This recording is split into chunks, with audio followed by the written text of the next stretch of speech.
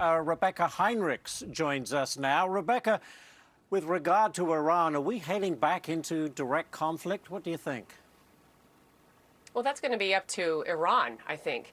I mean, so clearly the Trump administration has been doing its homework with the Treasury Department over the last couple of months to see which shadow fleets are operating, how the Iranians are evading this incredible economic pressure campaign through sanctions and the blockade.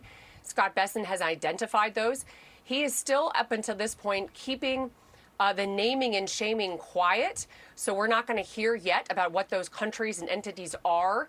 But remember, the countries that are continuing to keep the IRGC afloat to the extent that they are, it's China, it's Russia, and then we, of course, have Turkey, which is a NATO ally, but they've still been conducting some cross-border trade with the Iranians. So it'll be interesting to see how the Trump administration really imposes secondary sanctions on these countries if they continue to try to evade sanctions. All right, next one for you. The UK and France are apparently sending classified missile technology to Ukraine. The goal there is to help Ukraine build the weapons it needs to defeat Russia. Obviously, that's the aim. But does this give Ukraine a real edge? What do you think? So it's going to be a necessary thing that European countries do. I think that the United States should continue to help Ukraine build its own military capabilities indigenously inside the country. But these weapons that the UK wants to be able to help Ukraine build themselves are not going to be operational in time for the winter, which is really the timeline that we're up against. The Russians have been just launching barrages of missiles against the Ukrainians, the highest number of missiles this past July. They're trying to fatigue the Ukrainians because the Ukrainians have actually been doing very well, reclaiming territory. So what Ukraine needs more than anything in the immediate term right now are missile defenses because of these Russian missiles. But remember, when you're the defending nation, all weapons are essentially defensive. So to have offensive weapons means that they can take out Russian launchers that the Russians are using to try to wear down the Ukrainians.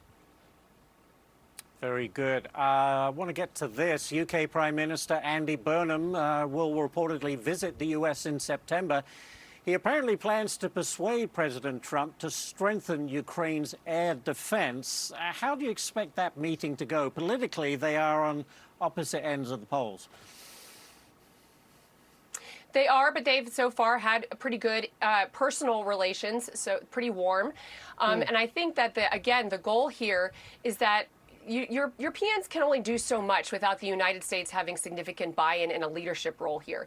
And the United States remains the coalescing force for the NATO alliance. So what the UK wants, clearly, is for the United States, we're the only country in the world that has these Patriot interceptors. Clearly, the United States also needs Patriot interceptors for what we're doing in the Middle East for our Arab allies.